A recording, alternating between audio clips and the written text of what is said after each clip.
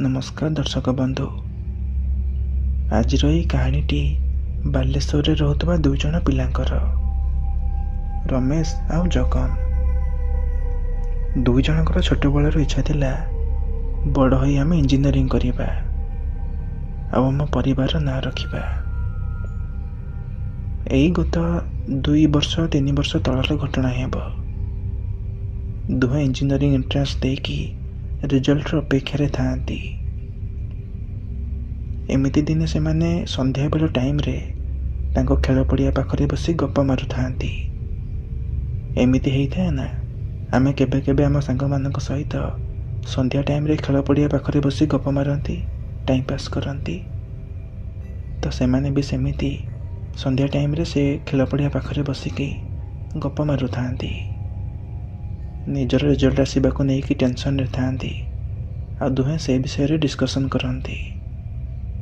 दुहेंकर इच्छा थाए कि आम दिल्ली रे इंजीनियरिंग करिबा, दिल्ली रे पढ़िबा।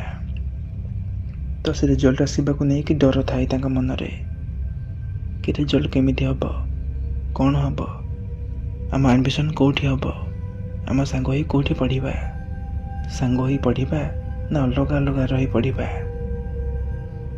एमिति भाबु थांती कि रमेश अचानक देखे कि खेल पड़ियार गोटे साइड रे किछि लोक गदा हेउचंती। से मने मने भाबे एठी एबे तो केही नथिले, तो अचानक ए लोक को आसिले कोठू। तो सी कथा जगन को कहे। तो जगन ताको कहे, अरे चल तो जाई देखिबा सेठी से माने कौन करूचंती। एमिति कही से दुई जन से लोक माने रोहुतबा जगह को जाती। से लोक माने जोठी गदा होई थांती से माने सेठी जाती। सेठी जाई से माने देखंती गोटे बाबा बसिछि जे निजको आ समस्त को सामने कहूची कि मु कार भी भविष्य कहि परिबी, को भी देखिकी तार भविष्य विषय रे बताई परिबी। तो ए दी जन से बाबार कथा उपरे विश्वास करि जाती। एमिति भी हेइ थाए ना कि मनुष्य असुविधा रे थिला बेले ए सब उपरे विश्वास करि जाए। तो ए दी जन से बाबा पाखकु जाती आउ कहती, बाबा आपण आमर भविष्य कहतु। तो बाबा से दुई जन को मुह को आश्चर्यर सहित चाहि रुहे।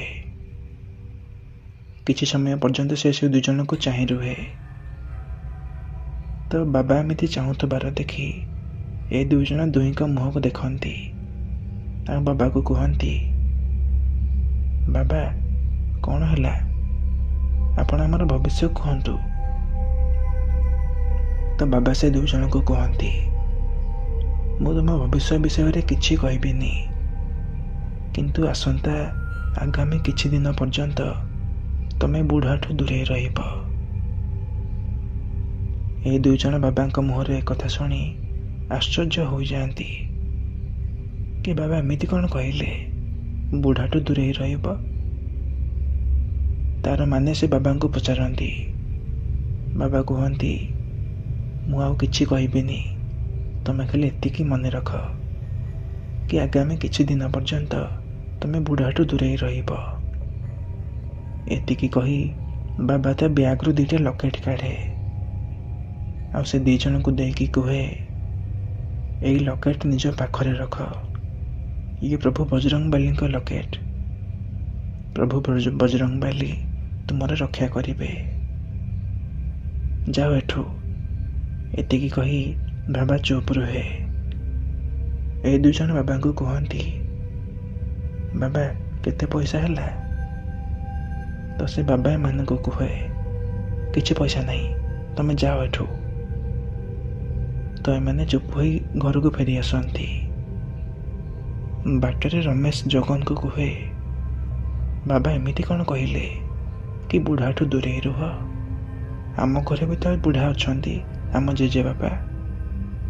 तो जगन रमेश को कहे, अरे तू छाड़ ना से सब कथा, एमिति भंड बाबा आजिकाली बहुत बुलुचंती, पैसा ना रे लोक मान को ठकुचंती। तू सब कथा भूली जा, ଆଉ ଏସବୁ ଘରେ କିଛି ବି ଜଣାଇବନି। ତ ସେ ଦୁହେଁ ଏସବୁ ବିଷୟରେ ନିଜ ନିଜ ଘରେ କିଛି ବି ଜଣାନ୍ତିନି। ଏମିତି ହେଇ ଦିନ ଚାଲିଯାଏ ଆଉ ସେମାନଙ୍କ ରେଜଲ୍ଟ ଆସେ। ସେମାନଙ୍କୁ ଦିଲ୍ଲୀରେ ଆଡ଼ମିସନ୍ ମିଳିଯାଏ। ଦୁଇ ଜଣଙ୍କର ମାର୍କ ସେମ୍ ପାଖାପାଖି ଥାଏ। ତ ସିଲେକ୍ସନ୍ ସେମାନଙ୍କର ଗୋଟେ କଲେଜରେ ହିଁ ହୋଇଯାଏ। ତ ସେମାନେ ନିଜର ଲଗେଜ ଧରନ୍ତି ଆଉ ଦିଲ୍ଲୀ ଚାଲିଯାଆନ୍ତି। ଯିବା ସମୟରେ ନିଜ ନିଜ ପରିବାରକୁ କୁହନ୍ତି କି ଆମର ଚିନ୍ତା କରିବନି, ଆମେ ଦିଲ୍ଲୀରେ ଯାଇ ସେଟେଲ୍ ହୋଇଯିବୁ। ସେମାନେ ଦିଲ୍ଲୀରେ ଯାଇ ଆଡ଼ମିସନ୍ ତ କରିଦିଅନ୍ତି, କିନ୍ତୁ ଗୋଟିଏ ପ୍ରୋବ୍ଲେମ୍ ସେଠି ହୋଇଯାଏ, ହଷ୍ଟେଲ ମିଳେନି। ହଷ୍ଟେଲରେ ଗୋଟେ ବେଡ୍ ଥାଏ। ତ ଏ ଦୁଇ ଜଣଙ୍କୁ ସାଙ୍ଗ ହୋଇ ରହିବାର ଥାଏ। ତ ଏମାନେ ଆଉ ସେଇ ହଷ୍ଟେଲରେ ନ ରହି ହୋଟେଲକୁ ରୁହନ୍ତି, ହୋଟେଲକୁ ଚାଲିଯାଆନ୍ତି। ଦିନ ବେଳା କ୍ଲାସ୍ କରନ୍ତି ଆଉ ସନ୍ଧ୍ୟା ସମୟରେ ସେମାନେ ବୁଲି ବୁଲି ଘର ଭଡ଼ା ଖୋଜନ୍ତି। ଭାବନ୍ତି ହଷ୍ଟେଲ ତ ମିଳିଲାନି, ଗୋଟେ ଘର ଭଡ଼ା ନେଇ ସାଙ୍ଗ ହୋଇ ରହିବା। ଗୋଟେ ଘର ଭଡ଼ା ନେଇ ଦୁଇ ଜଣ ସାଙ୍ଗ ହୋଇ ରହିବା। ତ ଯେପର୍ଯ୍ୟନ୍ତ ଘର ଭଡ଼ା ନ ମିଳିଛି ଆମେ ହୋଟେଲରେ ରହୁଥିବା। ଏମିତି ହେଇ ହେଇ 7-8 ଦିନ ଚାଲିଯାଏ। 7-8 ଦିନ ଯାକ ସେ ହୋଟେଲରେ ରହି କଲେଜରେ କ୍ଲାସ୍ କରୁଥାନ୍ତି ଆଉ ସନ୍ଧ୍ୟା ସମୟରେ ବୁଲି ବୁଲି ଘର ଖୋଜୁଥାନ୍ତି। ଆପଣମାନେ ଜାଣିପାରୁଥିବେ 7-8 ଦିନ ହୋଟେଲରେ ରହିବାଟା କେତେ ଖର୍ଚ୍ଚ। ତ ଏମିତି ଦିନେ ସେମାନେ ସନ୍ଧ୍ୟା ଟାଇମରେ ଗୋଟେ ଢାବାରେ ଖାଉଥିବା ବେଳେ ତାଙ୍କ ନଜରରେ ଗୋଟେ ଟୁଲେଟ୍ ପାମ୍ପଲେଟ୍ ନଜର ଆସେ। ତ ସେମାନେ ତାକୁ ଦେଖି ବହୁତ ଖୁସି ହୋଇଯାଆନ୍ତି ଆଉ ସେମାନେ ସେଇ ଢାବାରେ ଖାଇସାରିବା ପରେ ସେଇ ରାତି ହିଁ ସେ ଆଡ୍ରେସ୍କୁ ପଳେଇ ଯାଆନ୍ତି। ସେମାନେ ସେଠି ଯାଇ ଦେଖନ୍ତି ଗୋଟେ ଫ୍ୟାମିଲି ଗୋଟେ ମିନି ଟ୍ରକରେ ତାଙ୍କର ଜିନିଷ ସବୁ ଲୋଡ୍ କରୁଛନ୍ତି ଆଉ ସେମାନେ ବହୁତ ଭୟଭୀତ ବି ନଜର ଆସୁଥାନ୍ତି। ତ ଏ ଦୁଇ ଜଣ ତାଙ୍କ ପାଖକୁ ଯାଆନ୍ତି ଆଉ କିଛି ସମୟ ସେଠି ଛିଡ଼ା ହୋଇ ତାଙ୍କ ବ୍ୟବହାରକୁ ଦେଖନ୍ତି।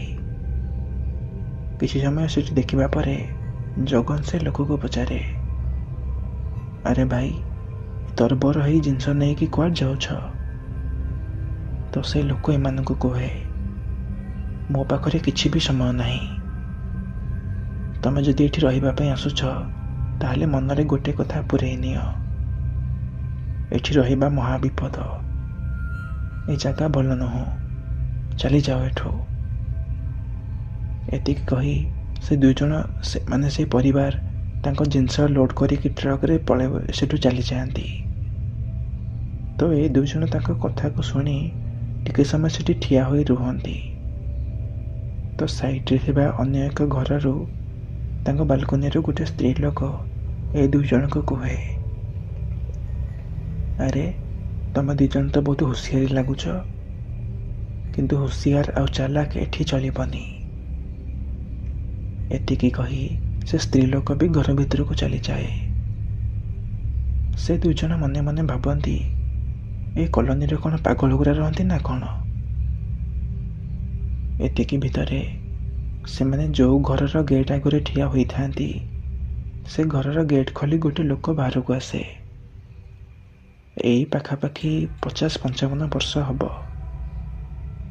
ମୁଣ୍ଡରେ କଳା ଟିକା, ଆଖିରେ କଳା, ହାତରେ ଢୋଲ ଆଉ ଗୋଡ଼ରେ ଘୁଙ୍ଗୁର ପିନ୍ଧିଥାଏ। ଏମାନେ ସେ ଲୋକକୁ ଦେଖି ଭାବନ୍ତି, ଆରେ ଇଏ କେମିତିକା ବେଶହାର?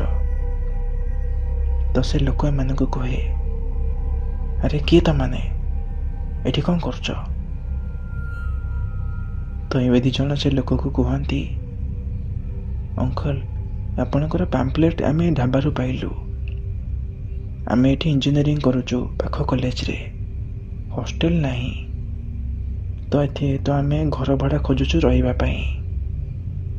ଆପଣଙ୍କର ପାମ୍ପଲେଟ୍ ମିଳିଲା ତ ଆମେ ସାଙ୍ଗେ ସାଙ୍ଗେ ଏଠିକି ପଳେଇ ଆସିଲୁ। କ'ଣ ଘର ଫାଙ୍କା ଅଛି? ତ ସେ ଅଙ୍କଲ ଏ ଦୁଇ ଜଣଙ୍କୁ କୁହେ, କ'ଣ 2 ଜଣ ରହିବ ନା ଆଉ କିଏ ରହିବ? ତ ଏମାନେ ସେ ଅଙ୍କଲକୁ କୁହନ୍ତି, ନାଇଁ ଅଙ୍କଲ, ଆମେ 2 ଜଣ ହିଁ ରହିବୁ।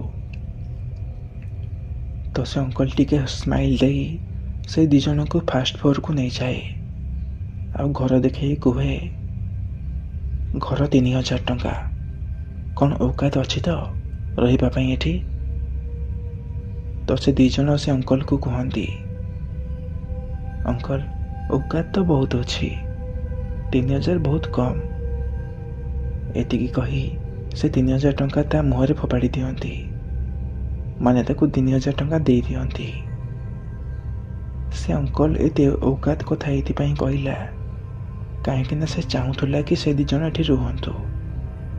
ଆଉ ଟିନ୍ ଏଜ୍ର ପିଲା, ସେ ତାଙ୍କ ମାଇଣ୍ଡ ସାଇକୋଲୋଜି ସହିତ ଖେଳୁଥିଲା, କାହିଁକିନା ସେ ଜାଣିଥିଲା ଏ ବୟସର ପିଲାମାନଙ୍କୁ ଔକାତ କଥା କହିଲେ ସେ ନିଶ୍ଚୟ ରହିବେ। ଆଉ ସେଇଆ ହିଁ ହେଲା। ଅଙ୍କଲ ତାପରେ ଗୋଟେ କଣ୍ଡିସନ ରଖିଲା। ସେ 2 ଜଣଙ୍କୁ କହିଲା, ଏଠି ରହିବ, ହେଲେ ଗୋଟେ ସର୍ତ୍ତ, ଗୋଟେ କଥା କାନ ଖୋଲିକି ଶୁଣିନିଅ, ରାତି 10ଟା ପରେ ଗେଟ୍ ଭିତରକୁ ଏଣ୍ଟ୍ରି ନାହିଁ। ଆଉ ଯଦି ତମେ ଭିତରେ ଅଛ, ରାତି 10ଟା ପରେ ବାହାରେ କିଏ ଡାକିଲା କି ଯାହା ବି ସାଉଣ୍ଡ ହଉ, ବାହାରକୁ ବାହାରିବନି। ତ ଏଇ 2 ଜଣ ଅଙ୍କଲକୁ କୁହନ୍ତି, ଆଜ୍ଞା ଅଙ୍କଲ, ଆମେ ଆପଣଙ୍କ ସର୍ତ୍ତରେ ରାଜି, ଆମେ ରାତି 10ଟା ପରେ ବାହାରିବୁନି। ଏତିକି କହି ସେମାନେ ନିଜ ହୋଟେଲକୁ ଫେରି ଆସନ୍ତି। ଆଜି ସେମାନେ ବହୁତ ଖୁସି ଥାଆନ୍ତି, କାହିଁକି ନା ଗୋଟେ ଘର ମିଳିଗଲା। ହୋଟେଲରେ ରହିକି ବହୁତ ଖର୍ଚ୍ଚ ହୋଇଗଲାଣି ସେମାନଙ୍କର। ତା ପରଦିନ ସେମାନେ ଦିନରେ କଲେଜ ଯାଆନ୍ତି। ଆଉ କଲେଜରୁ ଫେରିବା ପରେ ସନ୍ଧ୍ୟା ସମୟରେ ନିଜର ସାମାନ ସବୁ ଧରି ସେ ଘରକୁ ସିଫ୍ଟ ହୋଇଯାଆନ୍ତି। ଘରେ ସବୁ ଲଗେଜ ସଜାଡ଼ୁ ଖିଆପିଆ ସାରୁ ରାତି ହୋଇଯାଏ। ତାପରେ ସେମାନେ ବସି ପାଠ ପଢ଼ୁଥାନ୍ତି। ରମେଶର ନିଦ ଅଚାନକ ଲାଗିଯାଏ। ରମେଶ ଶୋଇପଡ଼େ, କିନ୍ତୁ ଜଗନ ବସି ପାଠ ପଢ଼ୁଥାଏ। ରାତି ପାଖାପାଖି 10:30 ହେବ। ତ ବାହାରେ ଜଗନ ଶୁଣିବାକୁ ପାଏ କି ଜଣେ ଢୋଲ ବାଡ଼ଉଛି। ଜଗନ ମନେ ମନେ ଭାବେ, ଏତେ ରାତିରେ ଢୋଲ କିଏ ବାଡ଼ଉଛି? ଏହା ଭାବି ସେ କବାଟ ଖୋଲି ତଳକୁ ଚାଲିଯାଏ। ଅଙ୍କଲ ମନା କରିଥିଲେ, ରାତି 10ଟା ପରେ ଯାହା ବି ହଉ ଘରୁ ବାହାରକୁ ବାହାରିବନି। ହେଲେ ଜଗନ ବାହାରକୁ ଚାଲିଯାଏ ଦେଖିବା ପାଇଁ। ସେ ଯାଇ ତଳେ ଦେଖେ ଜଣେ 27-28 ବର୍ଷର ଝିଅ ଢୋଲ ବାଡ଼ଉଛି, ଆଉ ସେ ଅଙ୍କଲ ନାଚୁଛି। ଏମିତି ନାଚୁଛି ଯେମିତି ତା ଭିତରେ ଭୂତ ପଶି ଯାଇଛି। ସେ ଏହା ଦେଖିବା ପରେ ଚୁପଚାପ ନିଜ ରୁମକୁ ଆସି କବାଟ ବନ୍ଦ କରି ଶୋଇଯାଏ। ଆଉ ତା ପରଦିନ ସକାଳେ ସେ ରମେଶକୁ ସେ ସବୁ କଥା ଜଣାଏ। ରମେଶ ଜଗନକୁ କୁହେ, ହଉ ଠିକ୍ ଅଛି, ଆଜି ରାତିରେ ଆମେ ସାଙ୍ଗ ହୋଇ ଯାଇ ଦେଖିବା। ଏହାପରେ ସେମାନେ କଲେଜ ଚାଲିଯାଆନ୍ତି। ଦିନବେଳା କଲେଜରେ ବିତିଯାଏ। ଆଉ ଯେତେବେଳେ ସନ୍ଧ୍ୟାରେ ସେମାନେ ଘରକୁ ଆସନ୍ତି, ଖିଆ ପିଆ ସାରି ସେ ସେଇ ସମୟକୁ ଅପେକ୍ଷା କରି ବସିଥାନ୍ତି। ତ ଠିକ୍ 11ଟା ପାଖାପାଖି ହେବ, ଢୋଲ ସାଉଣ୍ଡ ପୁଣି ଆସେ। ତ ଏବେ 2 ଜଣ ସାଙ୍ଗ ହୋଇ ତଳକୁ ଯାଆନ୍ତି। ସେମାନେ ଯାଇ ଗୋଟେ କବାଟ ଫାଙ୍କରେ ଲୁଚିକି ବସି ଦେଖନ୍ତି। ସେ ଝିଅ ଢୋଲ ବାଡ଼ଉଥାଏ, ଆଉ ସେ ଅଙ୍କଲ ସେମିତି ନାଚୁଥାଏ ଯେମିତି ତା ଭିତରେ ଭୂତ ପଶି ଯାଇଛି। ସେମାନେ ସେଠି କିଛି ସମୟ ରହି ଚୁପଚାପ ବସି ଦେଖୁଥାନ୍ତି। କିଛି ସମୟ ପରେ ଢୋଲ ବନ୍ଦ ହୋଇଯାଏ, ଆଉ ସେ ଅଙ୍କଲ ଅଚାନକ ରହିଯାଏ।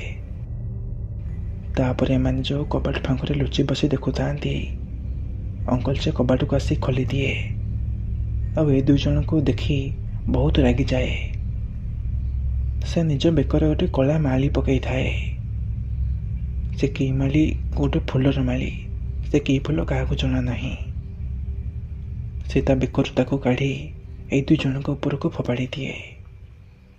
ତ ଏଇ 2 ଜଣ ଡରିକି ଦୌଡ଼ିକି ନିଜ ରୁମକୁ ଚାଲିଯାଆନ୍ତି ଆଉ କବାଟ ଭିତର ପଟୁ ବନ୍ଦ କରିଦିଅନ୍ତି। ଏମାନେ ଭାବନ୍ତି ଚାଲ ପୋଲିସକୁ ଫୋନ୍ କରିଦେବା, ନହେଲେ ଅଙ୍କଲ ପୁରା ପାଗଳ ହୋଇଯାଇଛି, ସେ ଆଜି ଆମକୁ ମାରିଦେବ। ଏତିକି ଭିତରେ ସେ ପୋଲିସକୁ ଫୋନ୍ କ'ଣ କରିବେ, ବାହାର ପଟୁ ଅଙ୍କଲ ଜୋର ଜୋରରେ କବାଟକୁ ବାଡ଼ାଏ। ତ ଏମିତି ଜୋରରେ ବାଡ଼େଇବା ପରେ ସେମାନେ ଡରି ଡରି ଯାଇ କବାଟକୁ ଖୋଲନ୍ତି। ଅଙ୍କଲ ପୁରା ନାଲି ଆଖି ଦେଖେଇ ଭିତରକୁ ପଶେ, ଆଉ ଏ 2 ଜଣଙ୍କୁ କୁହେ, ତମମାନଙ୍କୁ ମନା କରିଥିଲି ନା ରାତି 10ଟା ପରେ ବାହାରକୁ ବାହାରିବନି ବୋଲି। ଏତିକି କହି ସେ ଏଇ 2 ଜଣଙ୍କୁ ରାଗରେ ଆସି ତାଙ୍କ ବେକକୁ ଚିପି ଦିଏ। ଅଙ୍କଲର ହାତ ଏତେ ଟାଇଟ୍ ଥାଏ କି ସେ 2 ଜଣ ଯେତେ ଚେଷ୍ଟା ପରେ ମଧ୍ୟ ତା ହାତକୁ ନିଜ ବେକରୁ ଛଡ଼େଇ ପାରନ୍ତିନି। ଏତିକି ଭିତରେ ସେମାନଙ୍କୁ ମନେ ପଡ଼ିଯାଏ ଗାଁରେ ସେ ବାବା କଥା, ଯିଏକି ତାଙ୍କୁ 2ଟା ଲକେଟ୍ ଦେଇଥିଲା, ଆଉ ସେ ଲକେଟ୍କୁ ସେମାନେ ସବୁବେଳେ ନିଜ ପାଖରେ ରଖି ଆସିଥାନ୍ତି। ତ ସେ ସମୟରେ ସେ ଲକେଟ୍ କାଢ଼ି ସେମାନେ ସେ ଅଙ୍କଲର ବେକରେ ଗଳେଇ ଦେଲେ। ଯେମିତି ସେମାନେ ଲକେଟ୍କୁ ଅଙ୍କଲର ବେକରେ ଗଳେଇଛନ୍ତି, ତା ଦେହରେ ମାନ ପୁରା କରେଣ୍ଟ ଖେଳିବାକୁ ଲାଗିଲା। ତ ଏହି ମୌକାରେ ସେ 2 ଜଣ ସେ ଅଙ୍କଲକୁ ଧକ୍କା ମାରି ସେଠୁ ଦୌଡ଼ନ୍ତି। ସେଠୁ ଦୌଡ଼ି ଦୌଡ଼ି ସେମାନେ ବାହାରେ ଥିବା, ସେଠୁ କିଛି ଦୂରରେ ଥିବା ଗୋଟେ ମନ୍ଦିରରେ ପହଞ୍ଚି ଯାଆନ୍ତି। ସେ ମନ୍ଦିର କାଳୀ ମାଙ୍କର ଥାଏ। ଭାଗ୍ୟବଶତଃ ସେ ମନ୍ଦିରର ପୂଜାରୀ ପୂଜା ସାରି ସେ ମନ୍ଦିରକୁ ବନ୍ଦ କରି ଘରକୁ ଫେରୁଥାଏ।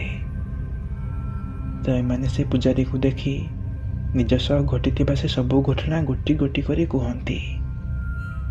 ତ ସେ ପୂଜାରୀ ଏମାନଙ୍କୁ କହେ, ଠିକ୍ ଅଛି, ତମେ ଆଜି ରାତିରେ ଏଇଠି ରହିଯାଅ, ଆଉ ମୁଁ ବି ତମ ସାଙ୍ଗରେ ଅଛି। ତ ଏମିତି ରାତି ପାଇଯାଏ। ସକାଳ 5ଟା ପାଖାପାଖି ହେବ। ସେ ପୂଜାରୀ ସେ 2 ଜଣଙ୍କୁ କୁହେ, ଚାଲ ତମେ ମୋତେ ତମ ରୁମ୍ ଦେଖେଇଦେବ, ଆଉ ମୁଁ ତମର ସବୁ ସାମାନ ତଳକୁ ନେଇ ଆସିବି। ତମେ ଆଉ ସେଠିକି ଯାଅନି, ସେଠି ବିପଦ। ତ ସେ 2 ଜଣ ସେ ପୂଜାରୀକୁ କୁହନ୍ତି, ଠିକ୍ ଅଛି, ତାହେଲେ ଆମେ ଆମର କିଛି ସାଙ୍ଗମାନଙ୍କୁ ବି ଡାକି ଆଣୁଛୁ। ଏତିକି ଭିତରେ ତାଙ୍କର କିଛି ସାଙ୍ଗ ବି ସେଠିକି ଚାଲି ଆସନ୍ତି, ଆଉ ସେମାନେ ସାଙ୍ଗ ହୋଇ ସେଠିକୁ ଚାଲିଯାଆନ୍ତି, ନିଜର ଜିନିଷପତ୍ର ସବୁ ନେଇ ଆସନ୍ତି। ତାଙ୍କ ସାଙ୍ଗମାନଙ୍କ ଭିତରୁ ଜଣେ କୁହେ, ଯଦି ତମର ଏତେ ଅସୁବିଧା ଥିଲା ତାହେଲେ ଆମକୁ ଜଣେଇଲନି କ'ଣ ପାଇଁ? ଆମ ରୁମ୍ ବି ତ ଖାଲି ଅଛି, ତମେ 2 ଜଣ ସେଠି ଯାଇ ଆରାମସେ ରହିପାରିବ। ଏହାପରେ ସେ 2 ଜଣ ତା ସାଙ୍ଗ ରୁମ୍କୁ ସିଫ୍ଟ ହୋଇଯାଆନ୍ତି। ଏହାପରେ ଭଲରେ ଭଲରେ ସବୁ ବିତିଯାଏ। ଏଇ ଘଟଣାଟି ଜଗନର ସାନ ଭାଇ ବିଜନ ଆମ ପାଖକୁ ପଠାଇଥିଲେ। ସେ କହିଥିଲେ କି ଏହା ମୋ ଭାଇ ସହ ଘଟିଥିବା ଏକ ସତ ଘଟଣା। ତେବେ ଦର୍ଶକ ବନ୍ଧୁ, ଯଦି ଆପଣଙ୍କ ସହ ବି ଏମିତି କିଛି ସତ ଭୂତିଆ ଘଟଣା ଘଟିଥାଏ, ତେବେ ଆପଣ ଆମକୁ ହ୍ୱାଟ୍ସଆପ୍ ଜରିଆରେ ପଠାଇ ପାରିବେ। ତେବେ ଆଜି ପାଇଁ ବିଦାୟ ଦିଅନ୍ତୁ। ପୁଣି ଦେଖା ହେବ ଆଉ ଏକ ନୂଆ ଭିଡ଼ିଓରେ। ଧନ୍ୟବାଦ।